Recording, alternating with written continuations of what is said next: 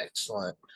Hello and welcome everyone to this pre-submission workshop. Today is a chance for us to all get to know one another as contributors to this special issue on posthuman domesticity, the impact of artificial intelligence on home culture. And it will be published in Home Cultures, the Journal of Architecture, Design, and Domestic Space.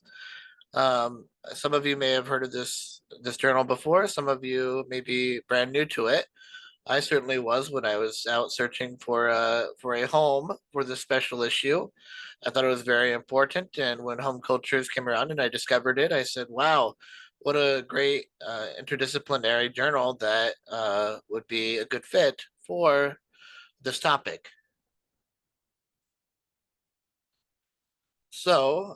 Today I'm hosting, but and I'm going to be the main person you're hearing from. However, I have a couple co-editors on this special issue with me, and it's Dr. Glenn Mushert and Aaron Dobb, who may or may not be able to be at the meeting today. However, we are the three main contacts for this special issue.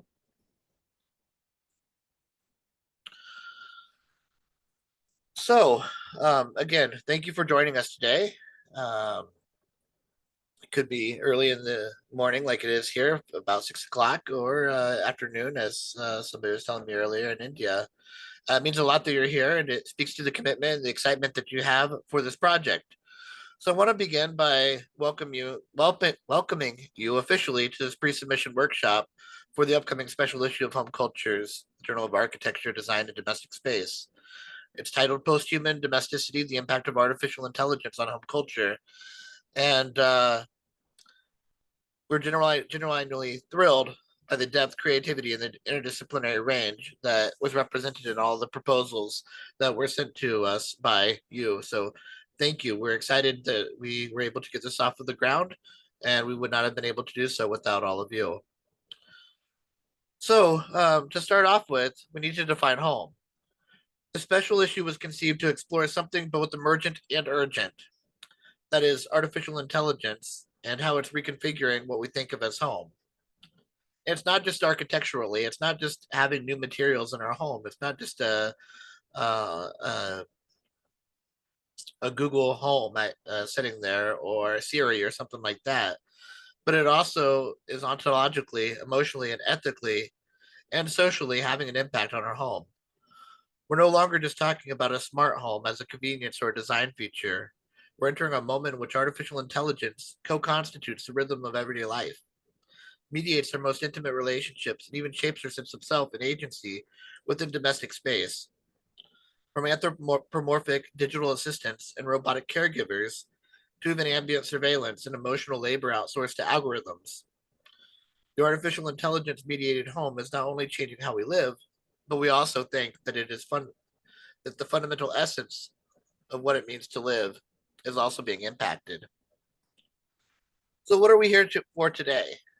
You may say, well, why a pre submission workshop? We've all submitted papers before. Why are we having this today? Well, I wanted to create it as a collective space for us to talk about our shared goals of this special issue, for us to clarify the path from accepted proposal to publishable manuscript, and to support each other and to support each of you as editors in positioning your work within the broader aims of the issue. We want your papers to speak not only individually. You see, in journals that you regularly submit papers to, it's usually less about how each of these articles speak to one another as much as what is your impact going to be to that journal. So here today, we are doing a special issue, and I think that it's important for a single story to be told as people move from one chapter to the next, or one article to the next.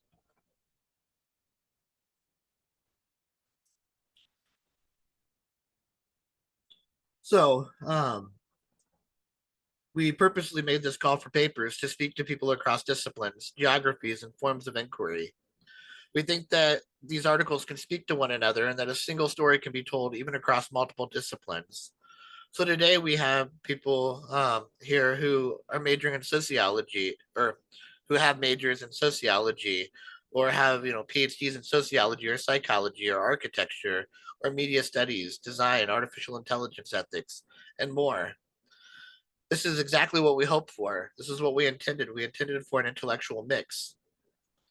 So in today's session, we'll walk through the thematic framing of the special issue, we'll review manuscript expectations, and we'll offer suggestions for strengthening theoretical fit and structure. We'll also leave time for Q&A, and for those who wish, we'll end with informal pre-submission review sessions if you want us to look at something that you have so far, so that people can connect with one another directly. Again, thank you for your work and your curiosity and your engagement. We look forward to helping shape this issue with you and making the posthuman domesticity a lasting, influential contribution to the study of home, technology, and culture.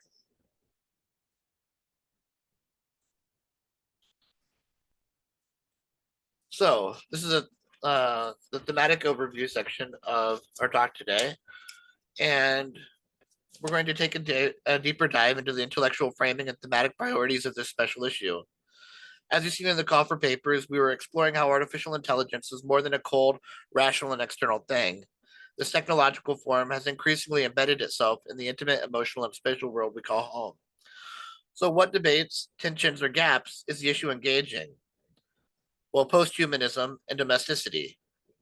The special issue intervenes in the growing literature on posthumanism by placing it squarely within the domestic sphere, that is, home, and even home itself with artificial intelligence and posthumanism has changed. As one of our guests here today, he might be sitting right at home in a camper in Canada right now. Or some of you might be on campus somewhere, and you might feel, since that is home, even though it's not necessarily where you grew up at or where you currently live full time. And maybe it's the posthumanism and the technology that allows you to have a sense of home where you're sitting at comfortably or not so comfortably right now. So, this topic is a site that often gets overlooked in studies of algorithmic culture and machinic agency. And why so? Well, it's often very subtle. And as sociologists, as some of you are, that is right squarely what you look at, seeing the strange in the very familiar. So, collapse of traditional domestic forms is another topic of debate and an issue that we will engage. We'll draw from sociological and cultural literature like Durkheim, Putnam, Turkle, etc., and question what it means for the home to be a stable and social and emotional unit.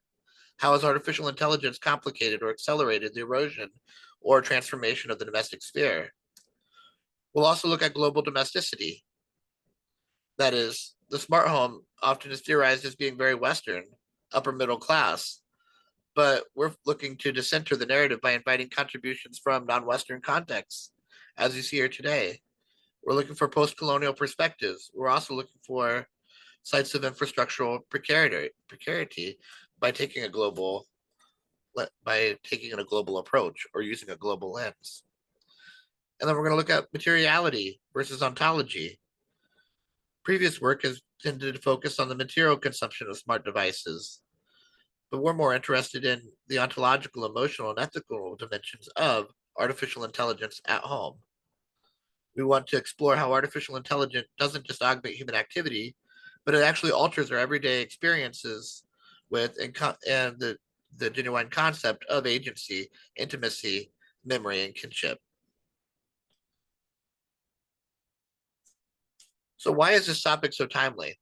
It's urgent and emergent, but why so urgent? Well, AI is no longer at its moment of horizon. It's already in our living rooms, it's already in our bedrooms, our kitchens, our caregiver routines. So it's upon us, and it's no longer at its horizon. It's developing at a very fast rate. And then what diversity is encouraged?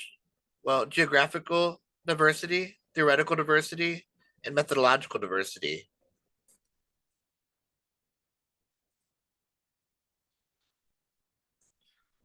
And I hope that that each individual article anchors concepts and some guiding questions as follows.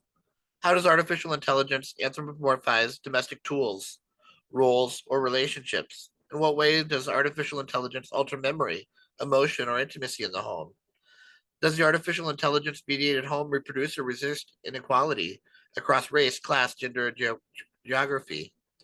And how has artificial intelligence restructured domestic labor, care work, or authority? Are smart homes sites of surveillance, companion, or control? What kind of subjectivities are co produced through human machine relationships in domestic space?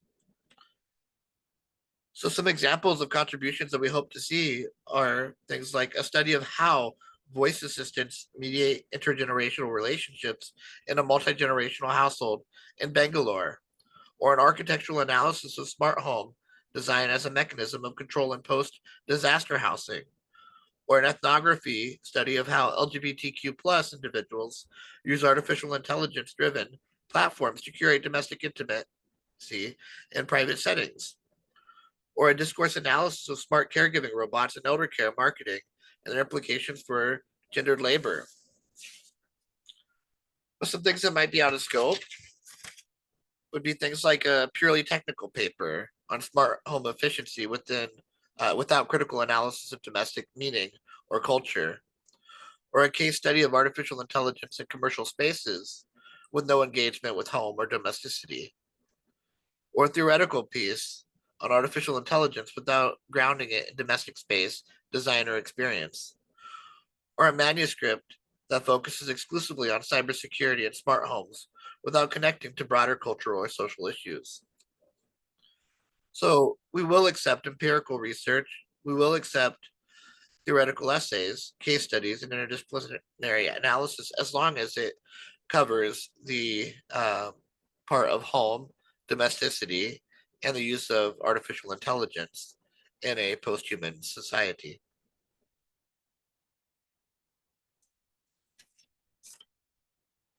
The target length is about 5 to 7,000 words. That includes references, endnotes, and two-dimensional figures or tables. The manuscript pages will be roughly 20 to 25 double-spaced pages. Style guide, making sure just to follow the home culture's house style, which is based in Chicago author date referencing. And then formatting, submit in a standard readable 12-point font, double space with 1 inch margin, and be sure to include a title, abstract, keyword, and references, and then any captions for figures or tables. And we will have a space set up on Home Cultures where you can submit your article. It's not currently set up at this time. And this is a timeline for our submission guideline and expectations. And this is the same guidelines that were set forth in the call for papers.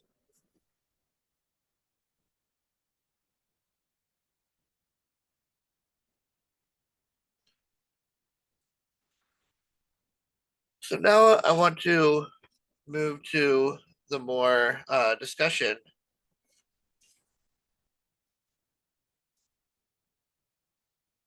Yeah, the more discussion component of the of our discussion today, and I think that for this roundtable, what we can discuss is these questions. Um, what is your paper adding? What is your paper adding to this conversation? How does it engage the existing literature or debates? And then how you think that your contributions might be distinct from others in this issue. Uh, yeah, and then these are things to take into consideration. And then, but to start off with, maybe just giving your name and then your affiliation as to, what school you are currently going to, or where you're currently teaching at, or yeah, your affiliation, and then a little bit about your article. And let's see. Well, we can start off with Ibby, and then once you give your piece, if you have colleagues who are here who are submitting with you for this special issue. Maybe passing over to them for their introduction, and if not, then passing it on to somebody else.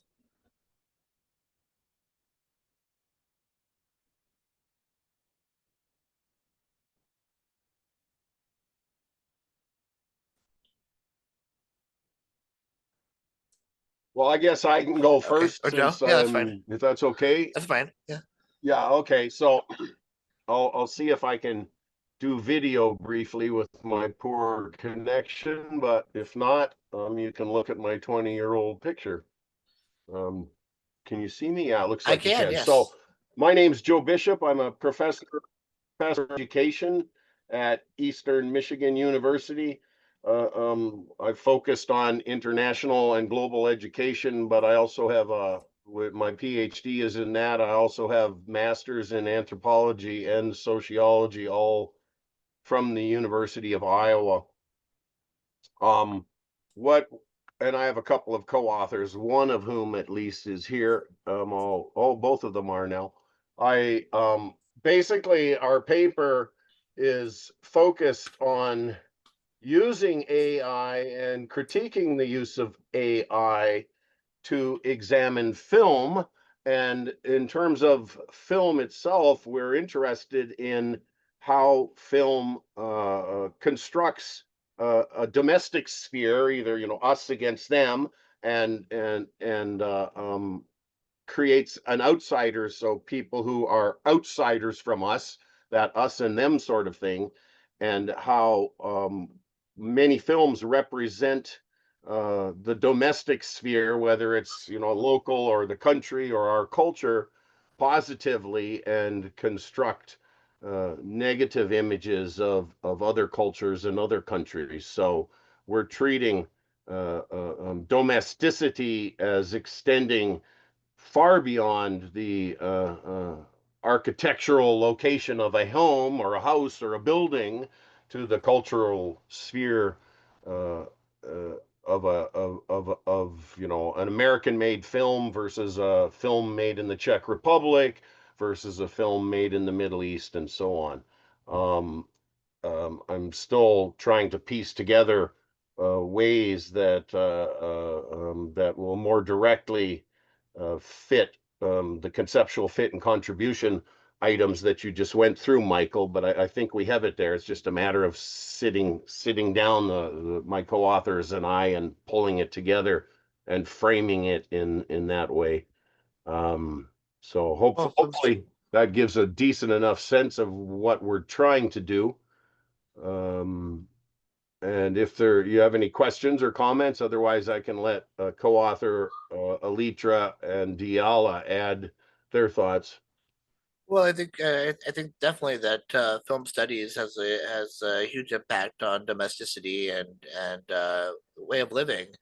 I We watch House Hunters at our house, and we sit there and think, "Ooh, well, what can we DIY and make it, look like this or look like that, or even just watching movies and thinking, oh, this is what parenting is like, or this isn't what parenting life is like, or my kids even thinking, Mm-hmm. Parent Trap or something like that, where, ooh, I'd love to be a parent for a day. My daughter, when she was younger, loved to be mom for a day, and how did she learn how to be mom? Well, hopefully from my wife, but um, she learned that, oh, I can be mom from this movie. I can play mom for a day.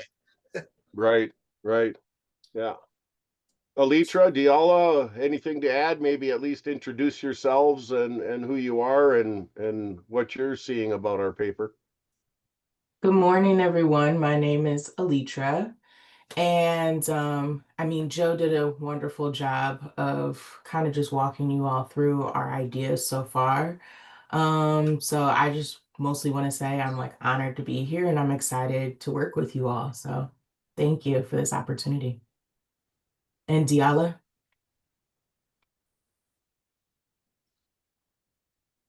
Good morning, everyone. I'm Kiara Dagger. I'm also a co-author with Dr. Bishop, and I think Dr. Bishop said what our ideas, and we're looking forward to pull these things in the concept of home in our paper. Excellent. Thanks, Alitra and Diala. Whoever wants to go next, I guess. I don't know anyone well enough to. It looks like Raj just turned his picture on, so maybe Raj. Yep. Yeah, go ahead, Raj. Thank you, Dr. Joe. So I am Dr. Rajkumar Singh, currently a research associate at Indian Institute of Management, where actually I'm working on a project that is related to employability of engineering student. And through that, I got this idea that because now from anthropology I've been shifting to education somehow. So from there, I got this idea that how ChatGPT is actually used by parents and teachers and even by students for doing their homework. So this is all my project about. I'll be doing an ethnographic study where I'll be conducting, interviews with parents, teacher, and students who range from 13 to 17 years of age. So basically from class 6 till 12th of class. So there I'll be doing an ethnographic work and trying to understand that how they are actually using this chat GPT and what are actually different views of the teacher and parents about it. Uh, Basically, I myself, I was a tutor for almost 12 years. And since chat GPT came down, what has happened that most of the students have started using it. They don't want to read books. They actually don't want to go through the whole process of learning, rather than they are just looking for answers. And it is somehow very interesting also, because now they are learning about artificial intelligence at a very young age, you can say. But on the other side, because they are using it for doing their homework, so somehow their learning process has been disrupted.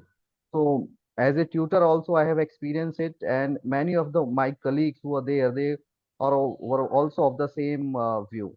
So in that ethnographic study, I think I'll be able to come to some kind of conclusion in that, and we'll proceed with that. And then Raj, do you have Thank any you. co-authors here with you today? No co-authors. I'll be single authoring this paper. Excellent. Susmita? Single authoring this paper, I'll be a single author. I do not have any co-author. Okay, no problem. Thank you. Okay, thank you. Hello all, I'm Sushmita Manoj. I'm from India, Bangalore. I am working with Swati KM on this paper where we are trying to identify the psychological dynamics that we share when it comes to human AI interaction. So we are trying to figure out three main questions. First one is how much are the meta AI literacy, and what is the kind of difference that different age groups have with respect to meta AI literacy, to understand how do these dynamics shape themselves. And then we want to also figure out to what extent do these mechanisms enable or disable emotional dependence, and are we more dependent on AI agents more than the human agency? And the third would be to understand whether AI companionship is alleviating or exacerbating loneliness as a variable. And particularly, we're going to look at Mustaka's distinction between loneliness of isolation and loneliness of solitude. So we're trying to figure out in what ways are we forming a relationship with AI? Has it gone beyond um, has it gone beyond just utility, or is it becoming an impersonal element which cannot be separated from the humanness that we all share with each other? So that was the basic idea. So we are looking towards both quantitative and qualitative approach in understanding the phenomenon, because I thought we required this comprehensive idea about going about this, and we'll be taking about in-depth interviews to understand the phenomenological experiences that individuals have, especially with respect to how they feel about the dependency, the usage, and also we are going to compare between different age groups So we were thinking that this would basically help us understand where we stand with respect to how much we tend to anthropomorphize AI as agents or as part of our lives. And then any co-authors here today with you that would like to Yes, introduce themselves? yes, KM Swati. Swati is co-authoring with me. Yes, sir. So we'll welcome here today. And then let's see, who would like to go next? Anybody else? Any other projects?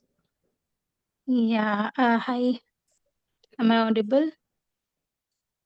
Yes. Yes, I can hear you. Hello. Yeah. Hi. I am Dr. Divyangana. I'm a postdoc scholar at the Alliance University. So I am co-authoring a paper with Dr. Arindam. So we are writing a paper on how a post-human AI and like a cyborg human couple would be. So the theme of our paper is like we try to imagine how a domesticity or how a post-human domesticity would be if one of the partner is a cyborg or AI regulated robot, or another partner is a human, like a biological human. Okay. So we try to take this concept from Rosie Bratode's Zoe-centric home, where they define this concept of a Zoe-centric home where not both the partners are human. Okay, so one of it is a machine, another is a human. So it's a interface of a human machine interaction. So that's where we are trying to develop this paper on how this dynamics would be. Also, we want to link it with the queer theory, because if one of the partner is a robot, so or a cyborg, it is supposed to be a sexless entity. Okay. So in that case, would that transcend into a queer home or a transcend into a queer couple? So this is where we are trying to figure out. Excellent. Yeah, I'm kind of interested in what the emotional relationship, or whether there would be Exactly. a single, uh, whether it would be a a mutual reinforcing emotional relationship, or as we think of cyborgs today as being emoteless, right? Not being able to Exactly. emote. So almost one way, but reciprocating based on non-emotions, based on algorithms of how to respond uh, to a particular post or to particular emotions, if it were a face-to-face Yes. verbal or yeah communication. Exactly. Or how Interesting. the spaces would be like, who would be that spaces catering to? Okay, how would they see the labor? How would they justify the division? Okay, so all these things along with the emotion, along with this the shared spaces, how would it be? Okay, so would that bedroom have a charging station, like mandatory charging station for the Yeah. cyborg, like that? It's very interesting. In 2003, when I graduated high school, the restaurant that I worked at was just at that point talking about robot bartenders that were showing up at Mm. these technology fairs.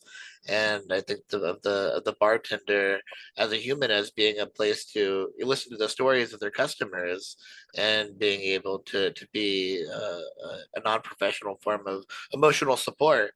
But could the cyborg do the same thing? And how would that tremendously change the role of the bartender and the role of the bar? Mhm. So Yes. excellent. Is there anyone else who has not gone yet who would like to present? Well, I could speak. My name is Okay. Glenn Mushert. I'm one of the guest editors. I'm a sociologist, but with a very broad interest in a lot of topics. I'm based at Khalifa University in Abu Dhabi, and my appointment is in the Department of Public Health. And so we have one editor, a guest editor, who is not here for personal reasons, and his because he's otherwise occupied. Dr. Arindam Das from Alliance University also in Bangalore, as we just heard. So the three of us are the guest editors, and we're placed around the world. And this also interesting because the contributors are placed around the world. My colleague, Dr. Fulia, who is here, she and I are contributing, or we hope to contribute successfully, an article that looks at the placement of cyborgs and artificial intelligence in them within the home.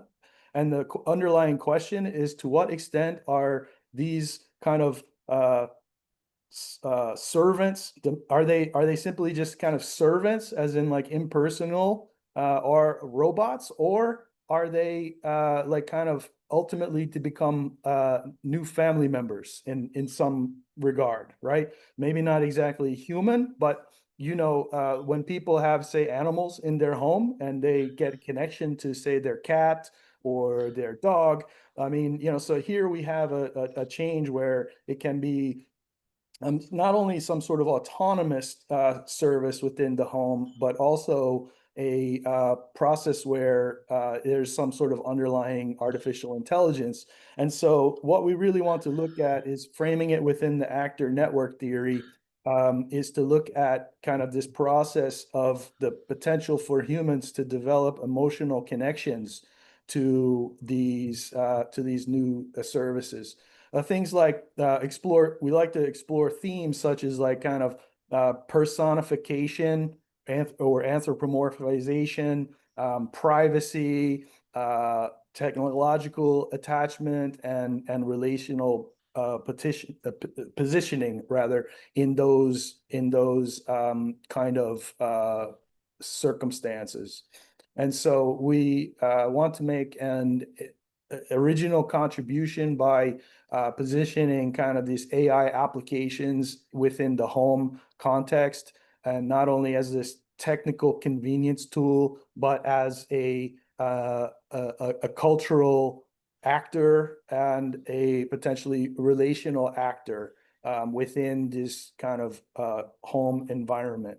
And yeah, so in a nutshell, that's it. I know that my colleague, Dr. Fulia, hasn't turned on her camera, so possibly she has a bad connection at the moment, but that's generally what we hope to contribute. Excellent. Thank you, Glenn. Yeah. And then I, as a guest editor for Home Cultures, plan to also make a submission to the special issue. And the topic that I am looking at is escape rooms, particularly looking at how escape rooms are framed in a posthuman setting, with the use of artificial intelligence in the escape room, and seeing the escape room as a microcosm of the world around us, of what currently is and what could be potentially with the artifacts that we have, called artificial intelligence. So particularly looking at the marketing of these escape rooms, and seeing how artificial intelligence has started to embed itself and become embedded in the marketing of escape rooms. Yeah, thank you. And it's worth pointing out that when one of the guest editors contributes, then the other guest editors handle the peer review process. So to maintain the ethical standards, the no contributor will have both an editorial and a contributor role at the same time. And this will all happen as documented in the background by this review system. But it's worth mentioning that. Yes, thank you for the transparency, because it's not about I'm perfectly fine if mine doesn't get accepted and published. I want it to be, a fair and an honest process of getting it published. Yes, Joe. I'm glad to hear that. I wonder if that will be pointed out to readers of the journal in the editorial introduction or something like that. Yes, I think it's worth mentioning. absolutely. Yes. Absolutely. Sounds good. Thanks. Yeah, thank you. And you know, we have already cleared this with the editors in chief, and you know, they're aware that there's an ethical way to do it and all. So they're and if we run into any difficulties, we can also hand off to the editors in chief to handle something when we feel possibly one of us runs into a conflict of interest. Okay, that sounds doable and Yeah. ethical. Thank you. Thank you. And if I may comment, probably the real utility, besides bringing us together in some sort of like loosely kind of defined group, the function of this meeting, I think, is to convey that, of course, every article is self-contained. So if a person goes to read your article, if ultimately it's accepted and so on, it should be self-contained, of course, right? And each one will be reviewed along for that purpose, right? However, there's the slightly different role of the guest editors in a special issue, which is just giving little nudges to the contributors to sort of speak about the kind of theme, right? And it's not really an edited book where it's like kind of so strongly you kind of every chapter has to connect to every other chapter. But as an ideal, but more that, you know, this collection of articles should have a consistency, and it actually drives our impact, and it drives our citations, because say if one of you publishes an article and someone's doing a search and then they find it and they read it, they think it's interesting. Once they see that, oh, this is in a special thematic issue, then they're much more likely to read all of the other papers. And so special issues oftentimes have a bit higher level of citations, and this is the reason why, right? Now, we don't need to have every article map onto every other article, but you know, it's just sort of like a general clustering sort of thing. And so probably having done this role before, almost assuredly we will ask you, if you haven't done it already, to say something at the very end of the article to comment like kind of why this is relevant, why your study in itself, self-contained, is relevant to kind of the understanding overall of post-human domesticity or AI in the home sphere, those kinds of issues. Yeah, so that's basically my just message that I like to convey. Excellent. Thank you, Glenn. So for submission, you'll have a cover page, you'll have a separate anonymized manuscript, and then you'll have your references cited throughout the document using appropriate form and style. And the manuscript, again, is going to be about 5,000 to 7,000 words in length. And that does include references and other things. And on that cover page, making certain to have your name, your affiliations, email, the article title, and then an abstract somewhere between 150 to 200 words, and any keywords that you want to use to help attract people to the article that you're submitting to the special issue. And then in terms of peer review process, we will have a peer review process where there will at least be 2 reviewers who will assess the relevance to the special issue theme and questions. Originality and significance of the contribution, clarity and coherence of the argument, theoretical and methodological rigor, engagement with appropriate literature and framework, and then structure and writing quality. So just a final note on submission. As Glenn just said, we want to make certain that there is a cohesive, thoughtful, and field shaping that this issue is field shaping, thoughtful, and cohesive. Each individual article will stand alone. Each individual submission, as he said, is self-contained, but it's also part of a larger story. So that means that we have to produce a clear argument, strong conceptual grounding, and critical engagement with artificial intelligence in the domestic sphere. If we're talking about that collectively, then I think we can have ourselves a seamless special issue that truly moves from page to page and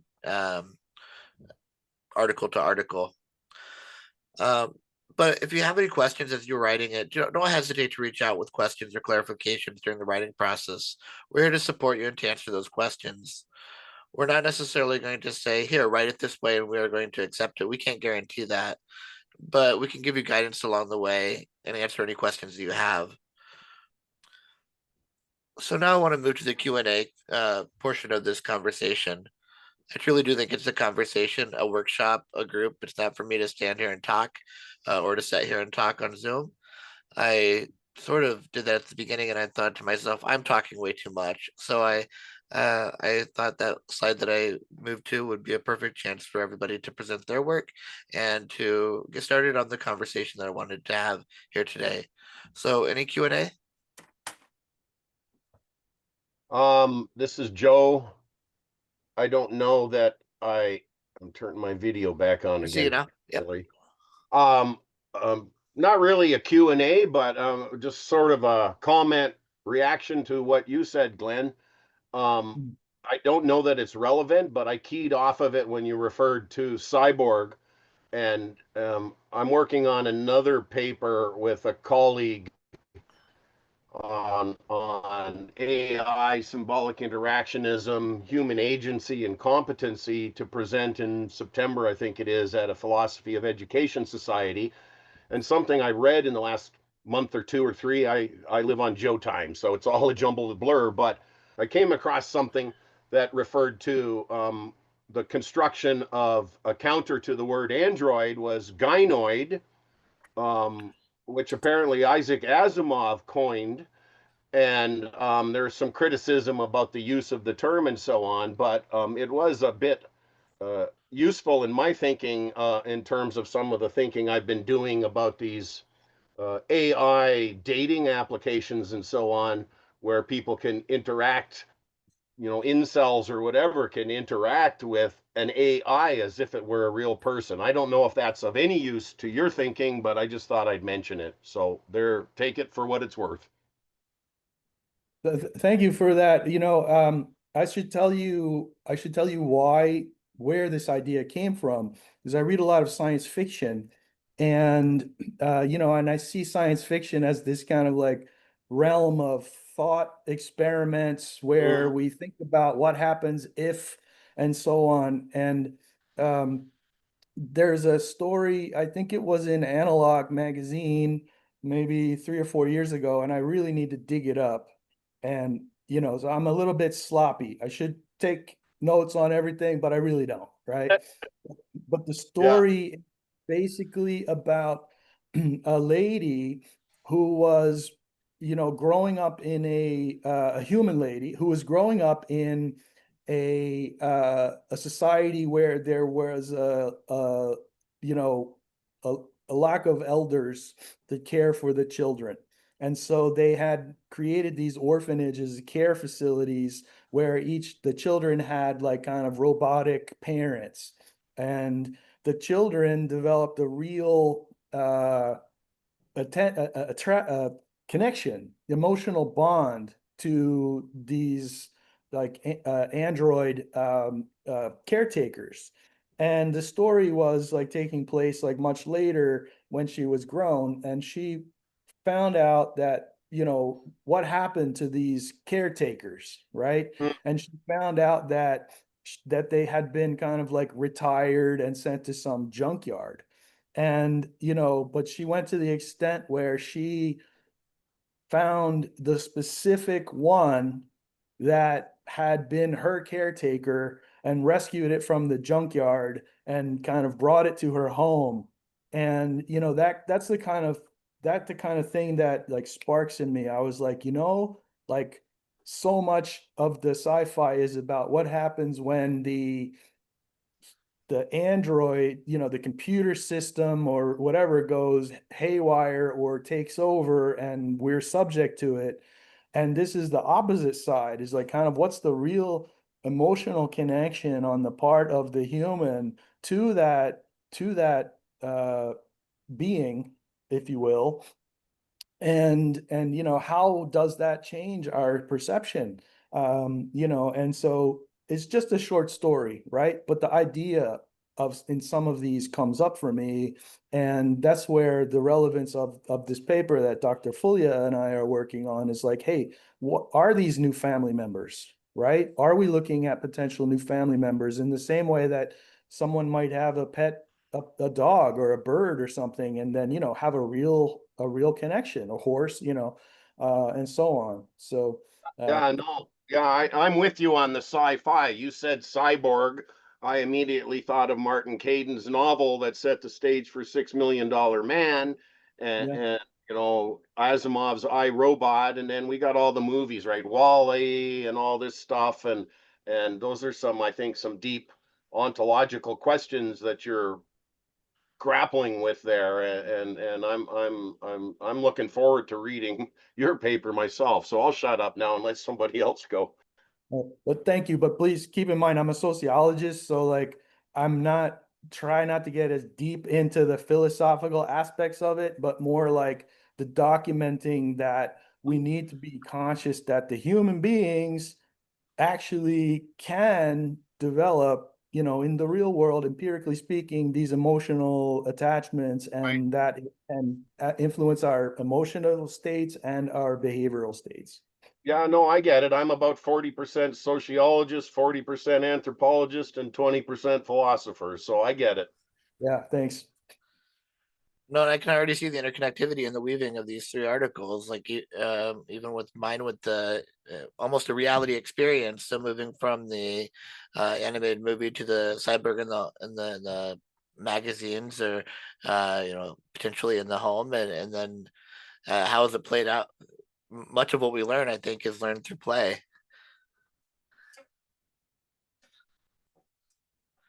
Any other Q&As or comments or thoughts?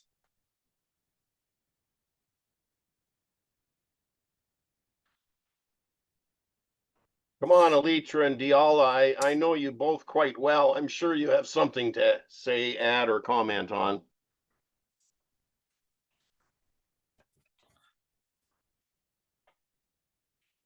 For me personally, it's quite early, so my brain is still just connecting all of these dots together.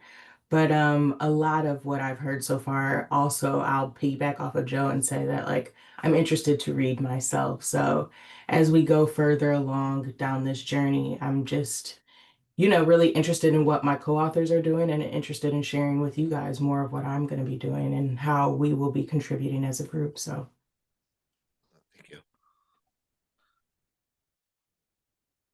I'm so interested how the AI came like in our daily life. For example, I've been reading like last week about AI and dating, an experience of one of the authors, how she dealt with an AI, dating an AI. She did an experiment.